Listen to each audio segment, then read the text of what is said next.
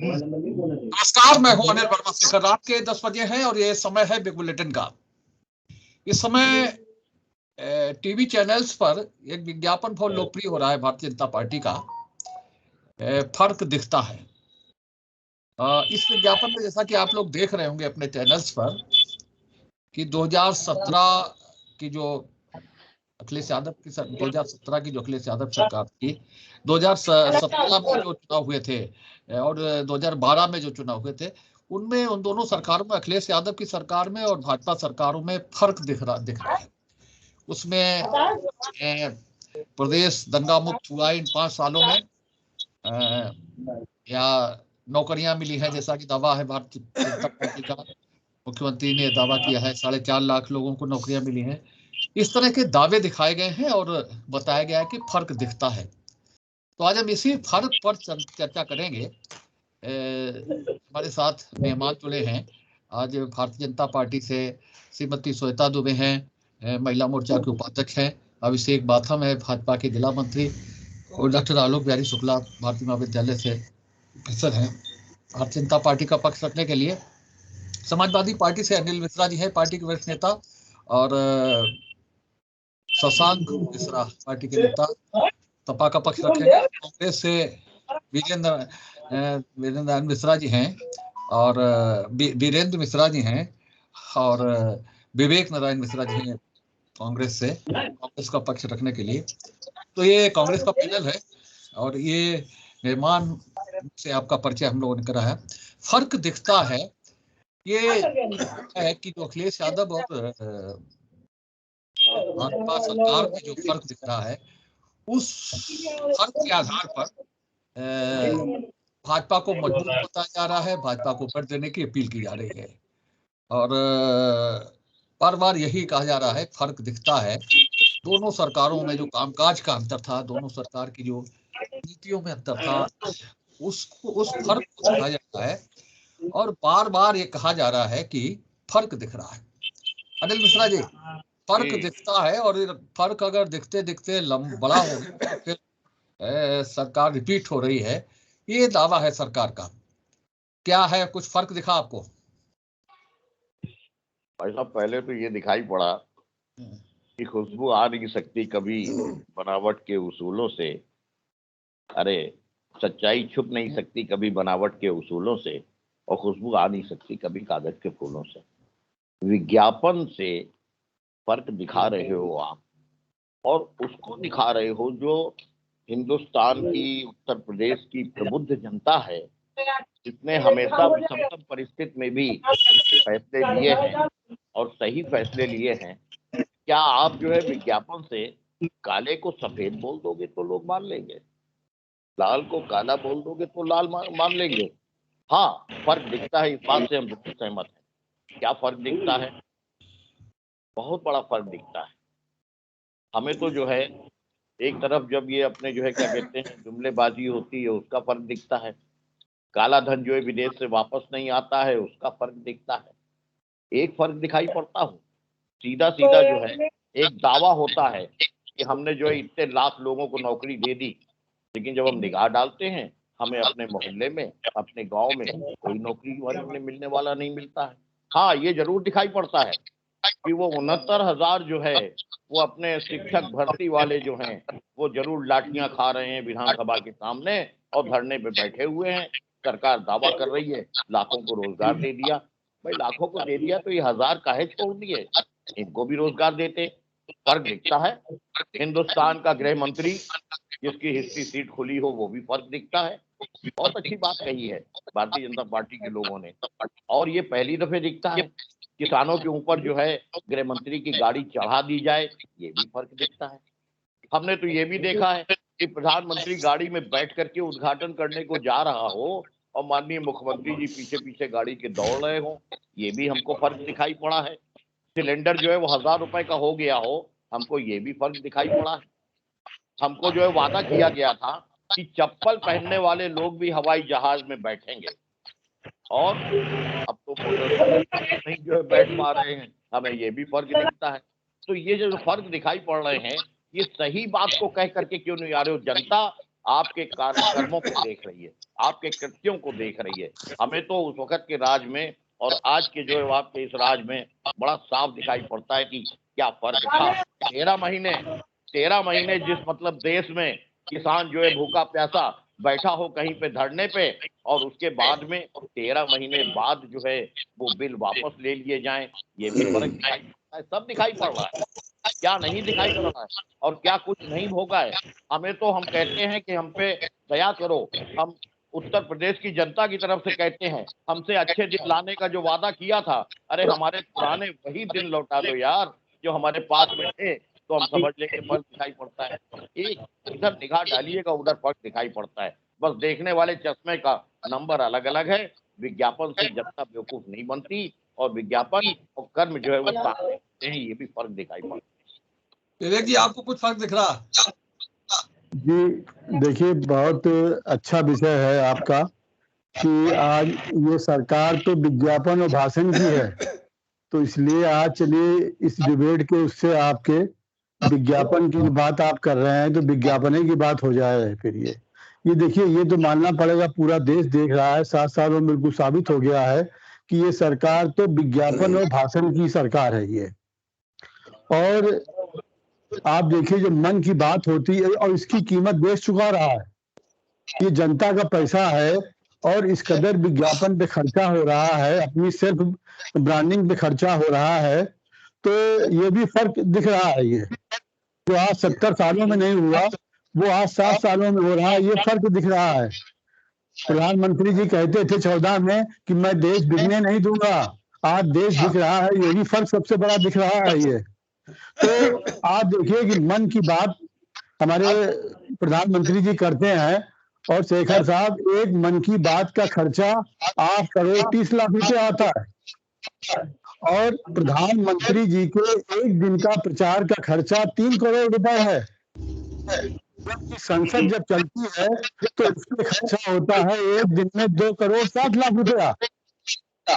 और दूसरा आप देखिए कि कोरोना काल कैसे आंकड़ों को बदला जाता है, वो भी देखिए आप पहले कि कोरोना काल में दूसरी लहर में अप्रैल से नवंबर बीच में 95 करोड़ रुपया हर महीने खाली प्रचार पे विज्ञापन पे खर्चा किया गया, तो 60 करोड़ रुपया खर्चा कर दिया इसके ऊपर।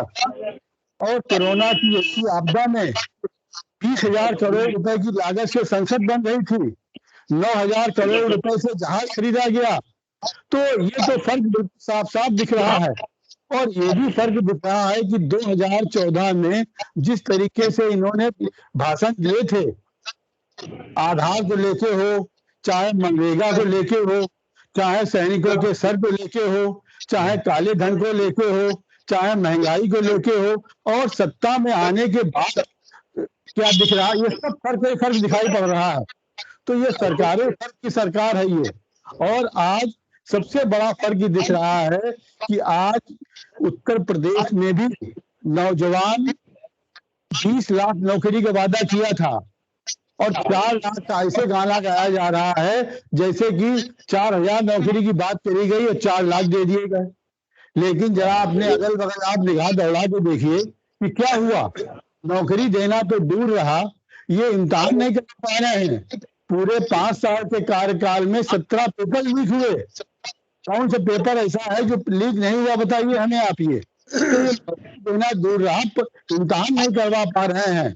आज आप सोचिए कि माध्यमिक शिक्षा सेवा जो आयोग है, उसने 5 सालों में एक भी भर्ती नहीं करा पाई। जो पिछले सरकार की भर्तियां थी उनका इंटरव्यू मुश्किल भी नहीं पूरा हो पाया। और उच्चतर शिक्षा का आप देखिए, उनका भी यही हाल है। ये तो अधीनस्थ सेवा आयोग का देखिए, केवल दो इम्तिहान करा पाए, वो भी नौकरी नहीं है। समूह का से लेकर बा तक हजारों पद खाली पड़े हैं, नौजवान हमारा भटक रहा है। और थोड़ी बातें अभी भी बंद नहीं हो रही है, वही बातें हो रही है। चुनाव आ गया है, लेकिन अब इनकी आप फर्क ये साफ दिखाई पड़ रहा है कि चुनाव में देखिए प्रधानमंत्री जी आए, वहां पे क्या बात हुई, वहां पे कौन से नौजवानों की बात हुई, कौन से किसानों की बात हुई, कौन से बेरोजगारी की बात हुई, कौन सी महंगाई की बात हुई। ये फर्क साफ दिख रहा है।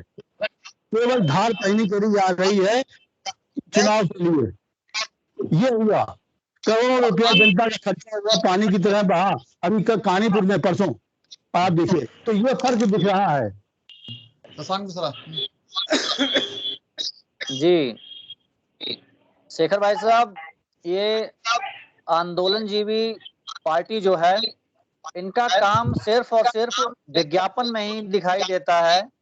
जमीनी हकीकत जो है इससे कोसों परे है। समाजवादी पार्टी ने अपने कार्यकाल में विकास के ऐतिहासिक कार्य किए, वो आज भी उत्तर प्रदेश में धरातल पर कहीं न कहीं दिखाई देते हैं, चाहे वो शिक्षा के क्षेत्र में हो, चिकित्सा के क्षेत्र में हो, स्पोर्ट्स के क्षेत्र में हो।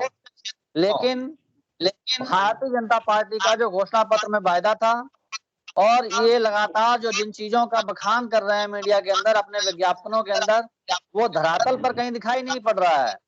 आज आप देखिए, इनको अगर फैक्ट्री कहीं की दिखानी होती है तो उसमें पोस्टर कहाँ का आता है, फोटो कहाँ का आता है, अमेरिका का आता है।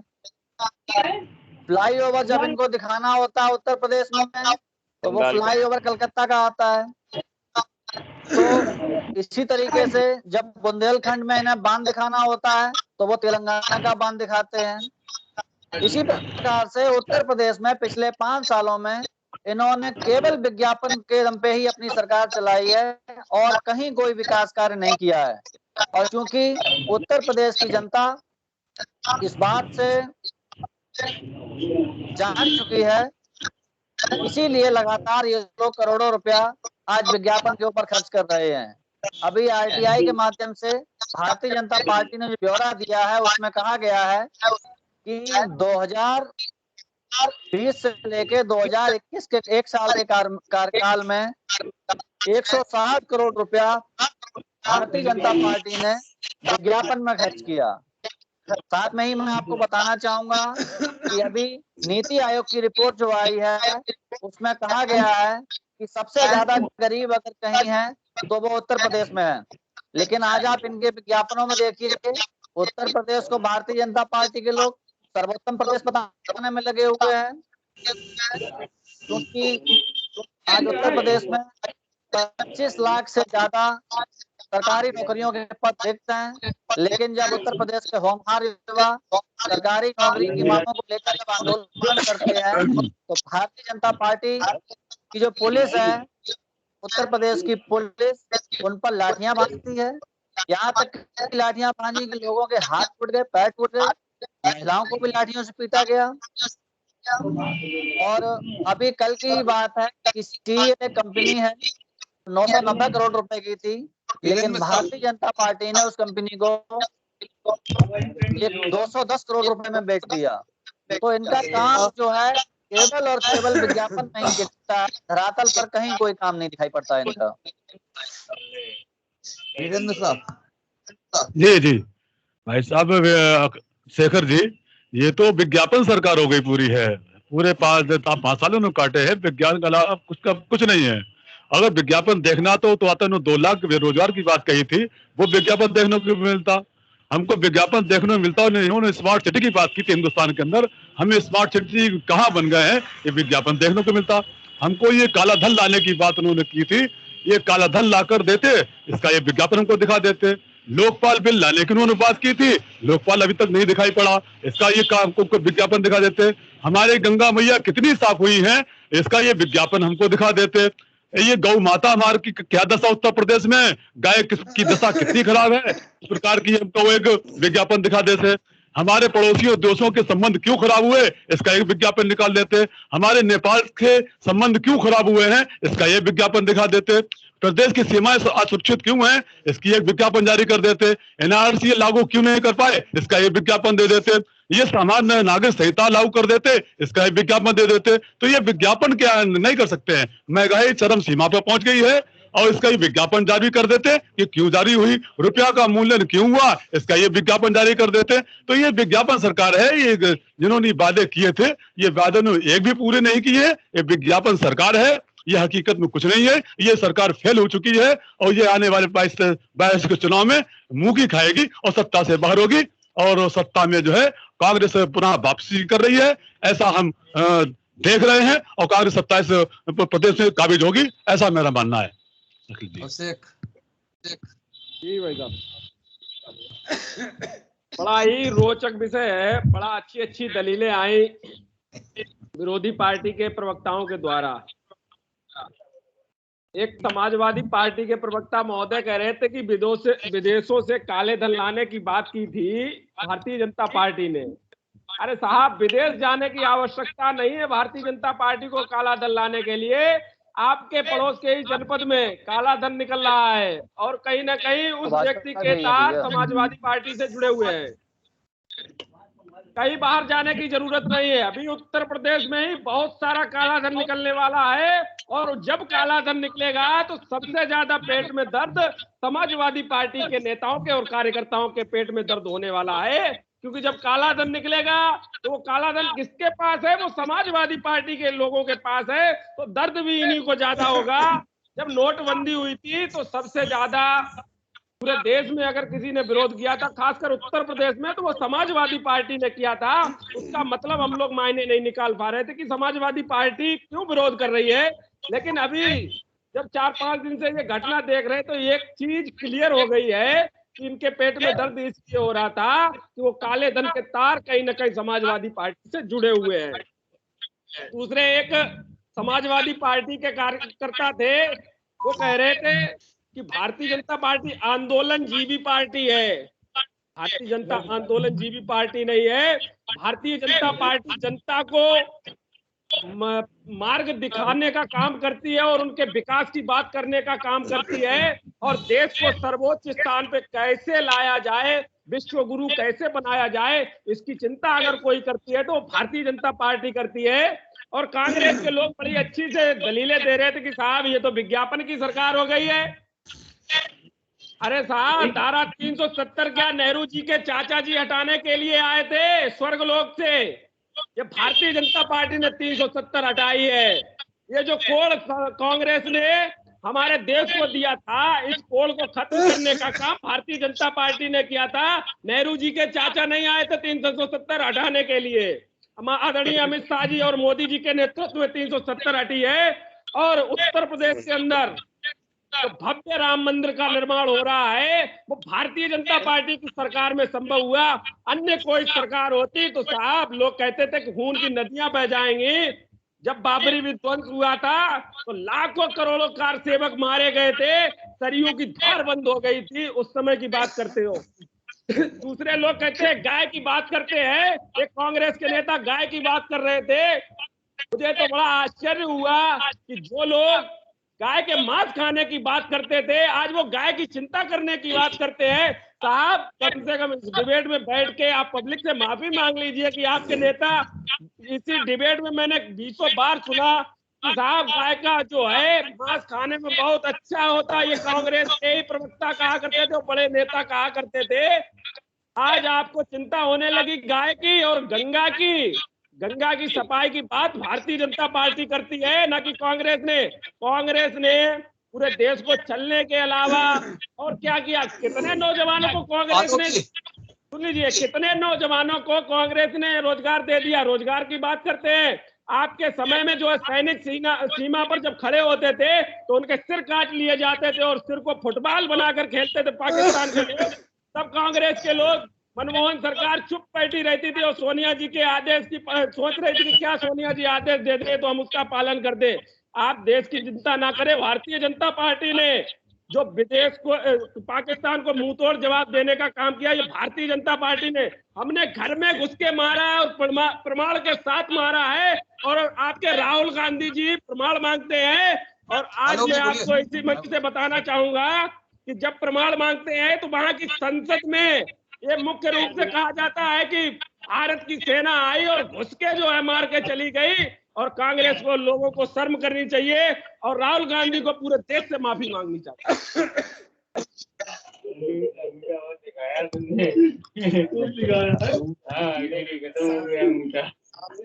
ये जो भारतीय जनता पार्टी ने कहा है कि फर्क साफ है, ये दिख भी रहा है, फर्क साफ है। आज हम बिजली की वसूली में बैठ करके डिबेट कर रहे हैं ये पहला फर्क साफ है।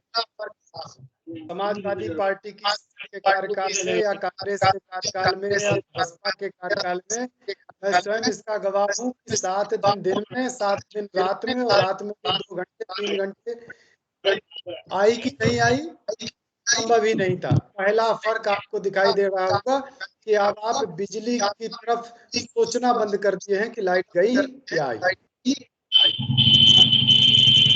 साफ है। आजकल कहीं पर माफिया नहीं दिखाई दे रहा, और जो भू माफिया पिछली सरकारों में थे उन पर कार्रवाई हुई, वो सब जेल में हैं। फर्क तो साफ साफ दिख रहा। सरकारी नौकरियों में अभी योगी जी कल आए थे, उन्होंने कहा कि 4.5 लाख हमने सरकारी नौकरियां दी। एक भी नौकरी का कोई भी कल करके सामने आए, जो पूरी सभा में कहते हैं, कोई भी व्यक्ति बताए कि हमसे पैसा दिया गया, कोई भी छात्र बताए।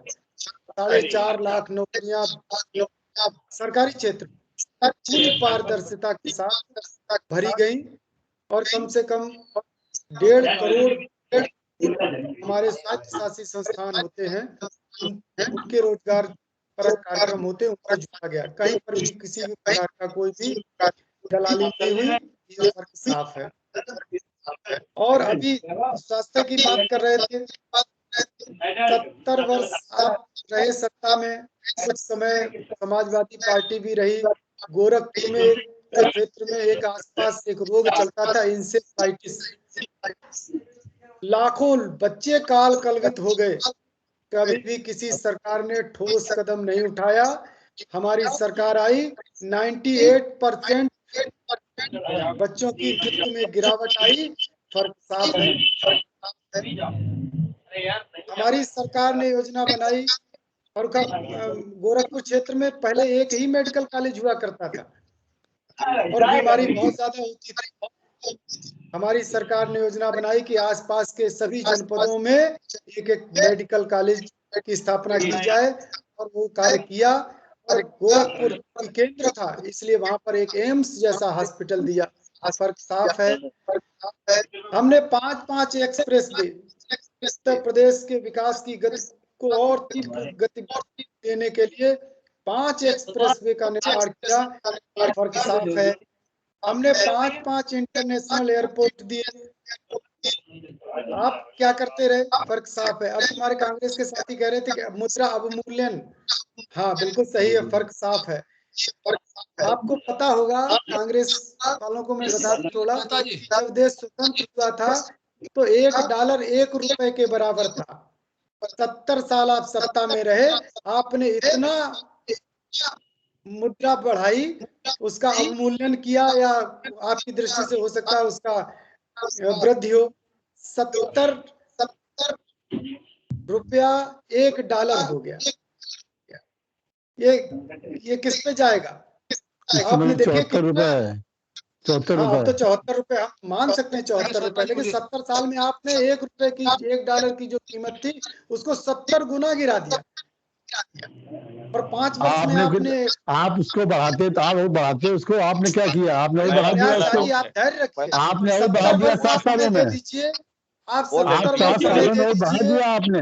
आप कम करते थे, जानते आपको। अगर $1 सुशासन की बात होती। अरे आप मैं भी कुछ बोलूं, बोलिए,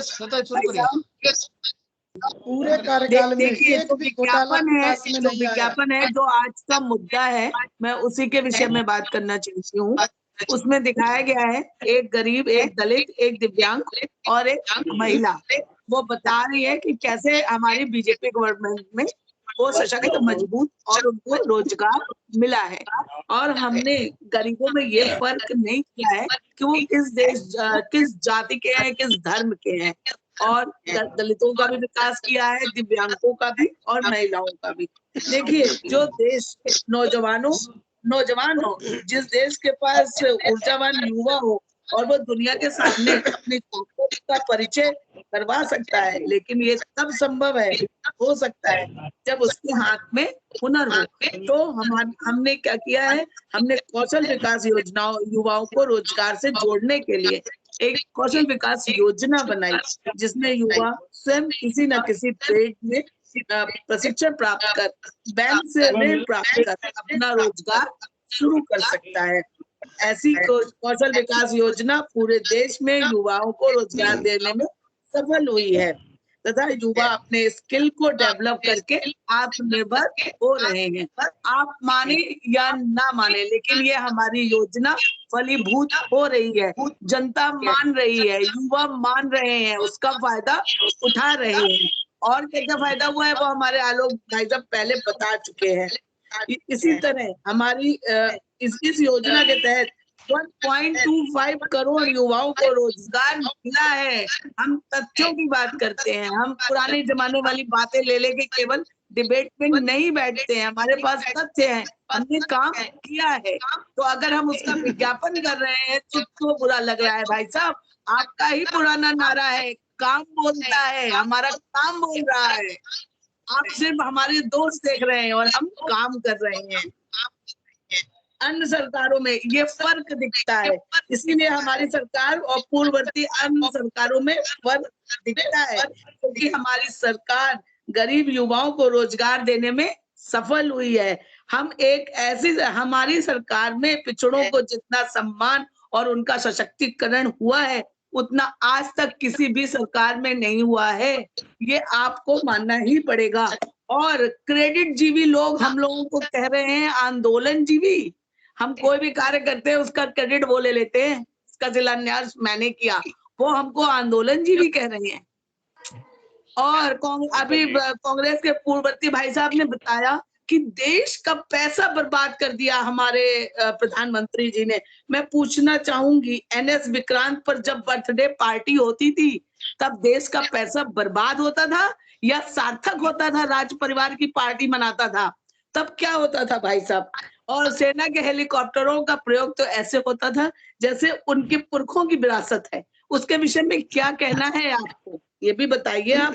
और सपा ने बताया कि इनके कार्यकाल में चिकित्सा के क्षेत्र में बड़ा विकास हो गया और शिक्षा के क्षेत्र में बड़ा विकास हो गया।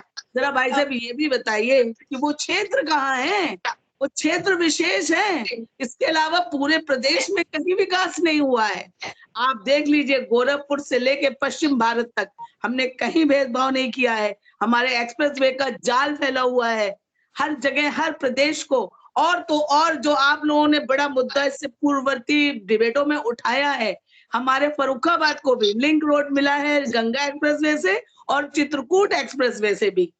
अब हम अगर विज्ञापन कर रहे हैं, हम विज्ञापन नहीं कर रहे हैं, जो हम कर रहे हैं वही हम आपको बता रहे हैं और आपको मानना पड़ेगा। आप गड़े मुर्दे उखाड़ के ला रहे हैं 70 सालों, हमें 70 सालों का हिसाब तो आपसे लेना है। आप हमसे क्या पूछेंगे, हमारा तो काम बोल रहा है। अनिल जी बोलिए। हाँ अनिल जी इजाजत है? ठीक है, शुरू करिए। हाँ। कई सवाल आ गए हैं, एक एक करके संक्षेप में मैं जवाब दिए दे रहा हूँ। दूसरा राउंड है, मेरी बात सुन लो, उसके बाद में फिर सवाल कर देंगे। जी। चिकित्सा की बात हुई, नीति आयोग की रिपोर्ट में चिकित्सा में उत्तर प्रदेश जो है वो नीचे से टॉप में है। सोचिएगा जरा सा इसको। गौ माता की बात हुई, बहुत विस्तार से गौ माता की बात की गई, भाषण सा हो गया। मैं एक सवाल कर रहा हूं केवल, और उसका जवाब जब मिल जाए तो बता दीजिएगा डिबेट में आकर के, कि पूरे हिंदुस्तान में गौ हत्या के संदर्भ में एक कानून क्यों नहीं लागू है? आप जो है सरकार में हैं, पूरे बहुमत के साथ सरकार में हैं, जो चाहे अध्यादेश निकालते हैं चाहे किसानों की बात करते हैं। 11 राज्यों में जो है वो काटी जाती है, उत्तर प्रदेश में गौ माता है और उसके बाद में आपके वहां आसाम में जो है गौ को काटा जाता है। क्यों है ये फर्क? गौर करेगी जनता, आप भी गौर करिएगा इसको। गंगा माँ जो है उसकी स्वच्छता के अभियान की बात कर रहे हैं। कोरोना के दौरान कितनी लाशों को और कितने शवों को किन परिस्थितियों में हमने बहते देखा है, इसी उत्तर प्रदेश ने देखा है। विज्ञापन की बात की गई, विज्ञापन की बात सुन लीजिए। 37 चैनल जो है वो अडानी और अंबानी के हैं, और उसके बाद में कितना उन चैनल को जो है विज्ञापन दिया गया, इसका भी हिसाब जोड़ लीजिएगा, आम जनता का पेट काट करके, ये भी देखिएगा। नेहरू जी की बात हुई, नेहरू जी के चाचा से, भाई बड़े ज्ञानवान है हमारे अभिषेक भाई, नेहरू जी के चाचा तक की बात हो गई। भाई नेहरू जी के चाचा का नाम बता देना, मुझे नहीं लेना। हाँ, मैं इतना जरूर बता सकता हूँ, कि सरदार पटेल की मूर्ति जहां लगाई गई है सरदार सरोवर योजना पे, ये जवाब तो कांग्रेस के लोगों को देना था, लेकिन बात एक हिंदुस्तान के पूर्व प्रधानमंत्री की है, इसलिए नागरिक होने के हिस्से से जवाब दे रहा हूँ। उसका शिलान्यास जो है वो जवाहरलाल नेहरू जी ने भी किया था। थोड़ा सा अपना ज्ञान बढ़ा लीजिए। 70 साल में क्या हुआ ये भी सुन लीजिए। हम सुनते थे पूरा हमने किया है, पूरा हमने किया है, आपने नहीं। अरे आपने करा, हम मान रहे हैं भैया। 70 साल जो है तो पूरा करने वाले को क्रेडिट दिया जाएगा कि जिन्होंने शिलान्यास करके छोड़ दिया उनको क्रेडिट दिया जाएगा? भाई मेरे सुन तो लीजिए, अब 70 साल की बात लीजिए, वो तो बात हो 70 साल में पूरा नहीं कर पाए। अरे हमसे जब पूछा जाता था कि 70 साल में क्या हुआ, क्या हुआ, क्या नहीं हुआ, भाई साहब आप कांग्रेस के प्रवक्ता हैं या सपा के? अरे हम जो है दोनों के रहे ना, इसमें दोनों का जवाब दे रहे हैं। हिंदुस्तान की जनता के प्रवक्ता बीजेपी सुनिए, अगर बीजेपी जो है वो कोई आरोप लगाएगी तो उस विषय पे बोलने का अधिकार हमें है। क्या बात कर रहे हैं आप? कांग्रेस और भाजपा के प्रवक्ता की बात क्या? की बात सुनिए, 70 साल में आज देश की बात है, 70 साल में क्या किया गया, क्या बने वो जाते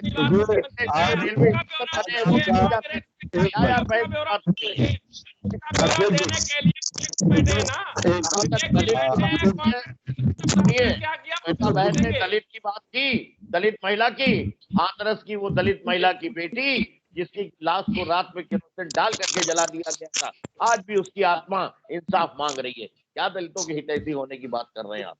ये नहीं चलेगा, केवल विज्ञापन नहीं चलेगा, काम चलेगा। जो आप कारसेवकों की आत्मा भी न्याय मांग रही है, जरा उसका भी ध्यान दीजिएगा। न्याय तो जो है वो आपके पुलवामा के शहीदों की आत्माएं भी मांग रही है, आत्मा भी न्याय मांग रही है, उसका भी ध्यान दीजिए।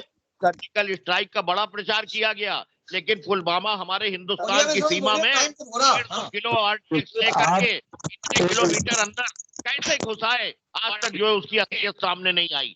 कौन घुसा है, कौन आतंकवादी पाया गया, आज तक उसकी असलियत सामने नहीं आई। दोनों ही देंगे हमारे सैनिकों के जाबाज सिपाहियों के सिर काट लिए गए थे।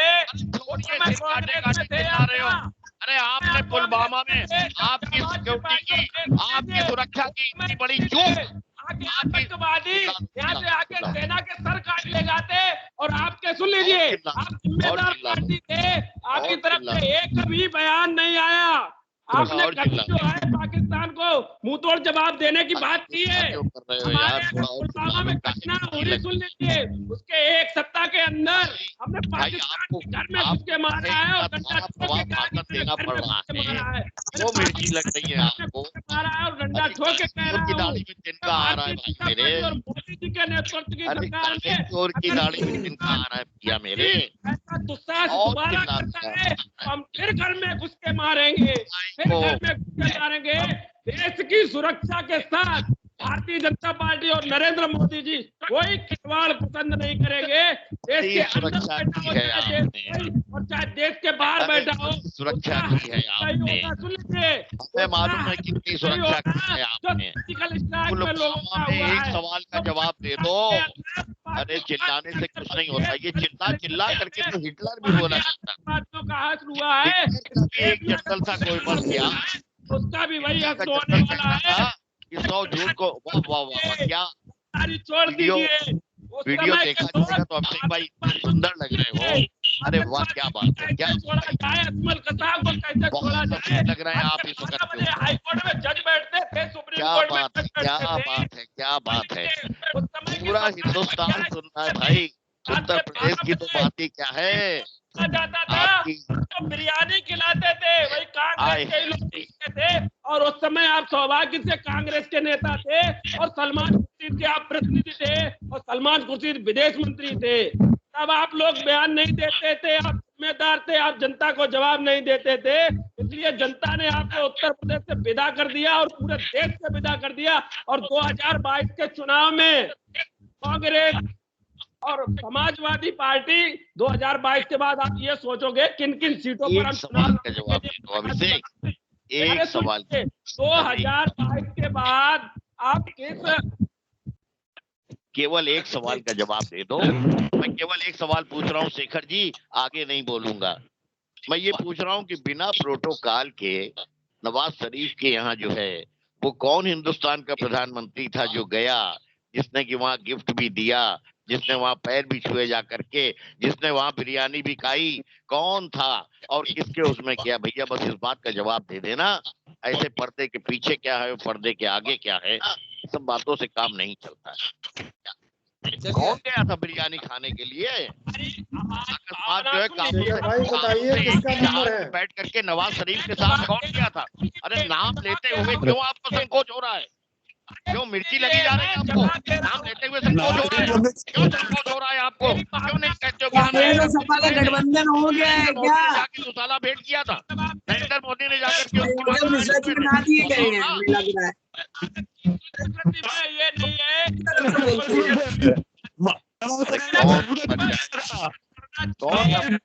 सादगी पे अभिषेक लड़ते भी हैं तलवार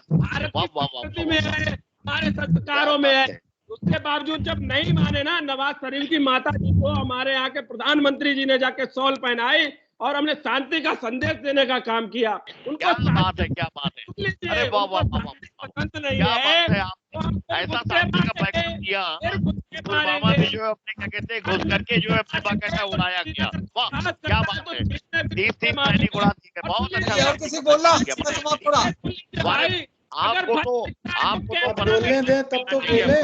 चलिए रुकिए रुकिए रुकिए अरे छोड़ने के लिए मजबूर था पार्टी की सरकार थी, कैराना छोड़ने के लिए मजबूर था इस देश। ब्रेक लगते हैं। आलोगी बोली। हाँ शेखर भाई, फर्क साफ दिख रहा है, यहाँ पर भी आपको दिख रहा होगा। ये जो खीजन है, ये जो चिड़न है, ये आपको बता रही है कि आगे परिस्थिति क्या होगी। देखिए, हम सब लोग विज्ञापन नहीं कर रहे, जो हमारी सरकार ने कार्य किया है उस कार्य का आप खंडन कीजिए। अगर हमने कहा कि फर्क साफ है, आप एक एक्सप्रेस वे बनवाए, हमने 5 बनवाए, तो आप बताइए ना कि आप झूठ कह रहे हैं। हमने प्रत्येक जनपद में मेडिकल कॉलेज का एक चक्र चलाया है, आप बताइए ना कि ये झूठ है। हमने 4.5 लाख नौकरियां दी, आप बताइए ना कि कोई है भाई साहब? आवाज नहीं आ रही। आवाज भारतीय जनता पार्टी की झूठा प्रचार बता रहे हैं, नहीं आ रही विवेक जी। आप खंडन करिए ना उसका। हम तो तथ्यात्मक बात लेकर के आए हैं, हमारी सरकार तथ्य परक। तुमके लगते थे समाजवादी पार्टी की सरकार में ऐसा विदेश नीति इतनी कमजोर है।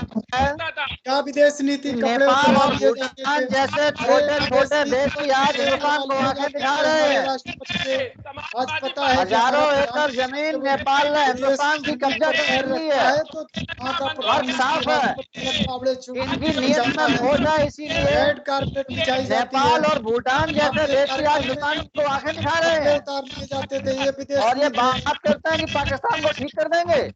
ठुमके नहीं लगते हैं।